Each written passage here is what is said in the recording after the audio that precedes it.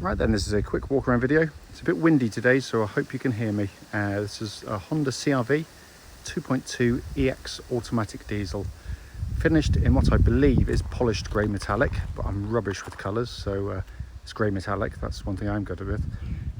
Looks really lovely. Got the side steps, rear spoiler. They're subtle, but they add a real visual impact to the car. Come around the car for you. It's in very, very nice condition, this car, fully serviced from new. Front of the car, bumper's really clean. Lights, lenses, clear, intact, no cracks or condensation. Bonnet in wonderful condition for a car of the age of mileage, it really is. Near side, can't see any obvious indentations in the panel work at all. Near side front alloy, the one takes all of the bashing, and can't realistically see much of a mark on there at all. And panels are wonderfully clean. Near side rear alloy, again, really, really good. Coming to the back of the car. Let's come to the back of the car now. My favourite angle for these, got the spoiler and the side steps. It just gives the car, I don't know, just a greater presence, especially from the back of the car. It just looks absolutely spot on to me. Back of the car is really clean. Sorry, getting distracted. Offside, again, very, very clean in the panel work. Offside rear alloy, again, lovely condition, and the panel's absolutely beautiful. And it isn't to say there is, or there are no marks on the car. There will be somewhere, of course there are, but you're gonna have to look very, very hard to find one. It's in the condition you'd expect for a car done half the mileage. It's coming to the back now, and this is where CR-Vs can often let themselves down, as with all estate cars, because they can be really heavily used. It looks as though it's been used hardly at all in the back. It's coming to the back now. Wide opening rear doors give you wonderful access to the interior. Massive amounts of legroom, and a full black leather, which is in absolutely lovely condition. And again, not always the case, because this is where the kids sit. And if they're anything like mine, they'll destroy it in about 3.5 minutes. It's coming to the front and the passenger side. Again, all very clean and tidy. Finally, just coming on the driver's side, again, all been kept wonderfully. Driver's seat itself, the one that should show all the wear, shows virtually nothing at all. So inside the car now, engine's running this section, so the dashboard, as always, can be seen illuminated. Sun's come out, which is lovely, but it's not very good for videos, do apologise. Sat nav, as you can see, they're working absolutely perfectly. I've popped the car into reverse. Get that lovely clear gridded parking camera, all working exactly as it should. Worth pointing out, if you're stationary with your handbrake on, of course, you can put films in there, so you can watch films. Make sure you do it with the engine running, of course, otherwise you're going to flatten your battery, but there we go. But it's been kept very, very well. Up to the binnacle, 81,530 miles, and there are no warning lights aside from a low fuel light currently on the car. But it really is in super, super condition in here. Finally, just to show you, owner's manual, pack and lock and wheel nut key, both here and present with the car. Right then, this is a quick road test video, and this is for a Honda CR-V 2.2 EX automatic diesel. Car is registered SJ14XPP, and mileage at the start of the road test is 81,531 miles. The reason we do all of our videos is very simple indeed, especially this road test section. It's to ensure that if anyone is online looking at any of our cars, they actually get to see the car we're advertising in operation. As I always say, the reason for it is very simple. We've been to see far too many cars ourselves which have looked perfectly good in description, only to get them to find out when you drive it, it's got a fundamental fault that shows up immediately, so hence that's why we do it. We also do it on these very quiet country roads very close to our premises, and this actually forms part of the road test route we take customers on. The reason for that, of course, is then hopefully it'd be representative of what you'd feel yourself should you be offered a test drive in the car. So coming to the car itself, it's been a very, very well looked after car. It's obvious, it's just one of those cars, as soon as you drive it, as soon as you look at it, inside and out, obviously someone's taken good care of the car. Engine is push button start, top of the range EX model has that. Starts instantly and settles to completely smooth, even idle. There are no warning lights on the dashboard at all relating to the engine or any other part of the car, aside that is from a low fuel light, but obviously a bit of fuel, we'll soon get rid of that. Temperature gauge running at a third. I think I said that already, but my memory isn't what it once was. Which, as I said, is exactly what it's meant to be.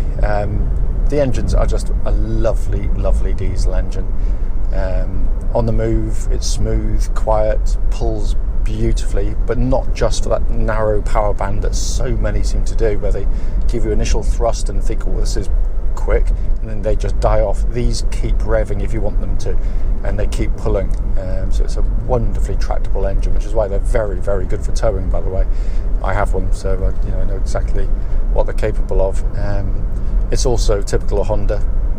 Reliability and longevity is absolutely unmatched in its class.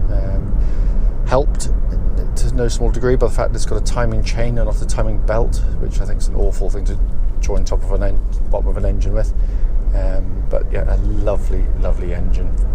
Engine then feeds them into the automatic gearbox, good old-fashioned torque converter gearbox, and all the better for it. It's just, basically, the background to this, which I try and remember to say in all the auto videos for the diesels, is basically Honda didn't have an automatic for the diesel when they first launched the diesel, or they didn't think they did. Basically, the petrol one just wouldn't be man enough to deal with the torque demands of the diesel. But rather than invest in developing a new one, they went for complete engineering overkill and basically utilised the gearbox out of their flagship Honda Legend, which is a 300 horsepower sports saloon. So it's not even scratching the surface of the capabilities of the box. And I don't want to tempt fate, but we've never so much as touched one of those, and we've had them with where they've been to the moon and back on the original gearboxes. It's also a lovely gearbox to use. Very well chosen ratios to obviously extract the best out of the car in terms of economy and performance. And the quality of the gear change is superb. And that's what you should always check for on any automatic, notwithstanding reputation, is just make sure that the gear changes are smooth. There's no metallic clonks or thuds from the box, especially when selecting drive or reverse from neutral when hot and cold. But this is perfect in all senses. Steering of the car has been really nicely done on the CR-V. The whole driving experience is very, very car-like. It's really precise, accurate steering, feels very fluid to use, but it's got a nice weighting to it. Too many manufacturers seem to go for kind of really light, lifeless steering. I can't stand it. This makes the car feel really nice and secure and solid on the road. And it's very reassuring, if I get my words out. It is electric power steering, but you wouldn't really know it. That's how nicely developed it is. It also feels nice and solid. Again, sort of zero wear coming through the steering. It tracks absolutely bullet straight. There's no vibrations at this speed or any speed up to the legal limit, so good there. The chassis, which again has been developed for family use, so this is a horrible bit of road, by the way. The reason I go over this, if there's any kind of mechanical clonking, it'll come over, resonate through there. There's nothing at all, it's absolutely solid. But what it gives you is a really compliant, very comfortable ride.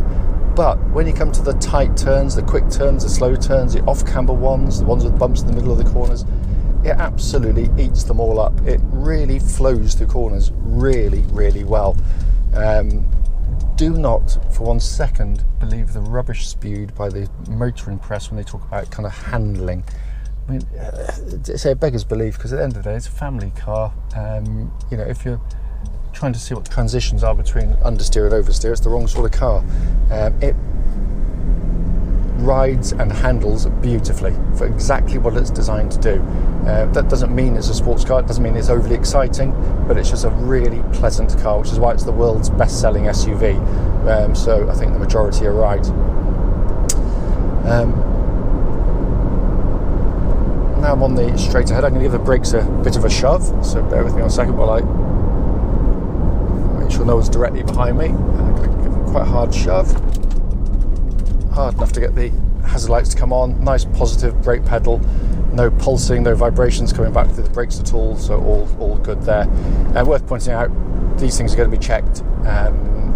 It'll be going off for a independent MOT within the next couple of days, so all these things will be checked as a matter of course, and if anything's required, obviously we would attend to them. Coming inside the car, lovely places to sit, great visibility, simple, easy to use dashboard, which is very highly equipped, but one that doesn't phase in any way, shape or form. The other thing which is wonderful about the CR-V, and this is common for all of them by the way of this generation, is the silence really. No squeaks, rattles, creaks, groans. They are beautifully put together cars. So again, don't confuse squidgy plastics with build quality, because that's got nothing to do with it. These are bolted together better than anything in their class. Absolutely wonderfully made machines. But as I said, it's really simple to use. The sat nav, as you can see there, working perfectly. Nice big screen. Down below that, you've got a dual zone climate control system offering you different temperatures side to side, all working perfectly. It blows out absolutely ice cold air. Heated seats, again, working exactly as they should. Dash binnacle, simple, easily, beautifully presented, black on white dials or white on black dials. Just visually, just gets the information across to you perfectly, and really well presented. Steering wheel, narrow in diameter, leather bound, feels absolutely as new to hold. One thing you will notice an absence of in here is a button for four-wheel drive, because this is a four-wheel drive version. It basically does it all for you. It's what they call real-time all-wheel drive. Honda worked out really quickly that the vast majority of its customers would be driving as I am today in perfectly good conditions where you don't need the four-wheel drive wearing away. Because the problem with that is if you've got permanent four-wheel drive, you're going to be using more fuel, you'll get through your tyres more quickly, and you're definitely going to put more mechanical stress through the vehicle. Should this need to go into four-wheel drive, basically it runs in front-wheel drive the whole time, the most efficient way to pull a car along. If you hit a bit of snow, mud, ice, whatever, front wheel starts to lose grip, it instantly engages the four-wheel drive, and absolutely seamlessly. And it is brilliant in operation, by the way. I tow a caravan with ours, and never ever come close to getting stuck across some pretty muddy pitches with them as well. So it is a very efficient system. The lack of frequency of use also helps its reliability, because we've been selling these cars, you know, when I used to work at the Honda main dealer, and other Hondas using this system, and we've never so much as put a spanner on one. So it's it is a particularly tough system. As I said at the start of the video, the point of it is just to show the car in operation. It drives absolutely beautifully. Cannot fault the drive of it at all. We know these intimately. I've had too many to count personally, and we've sold thousands. So if there's a good one, this is as tight as a drum to drive. It really, really is. If you've got any questions, don't hesitate to give us a call.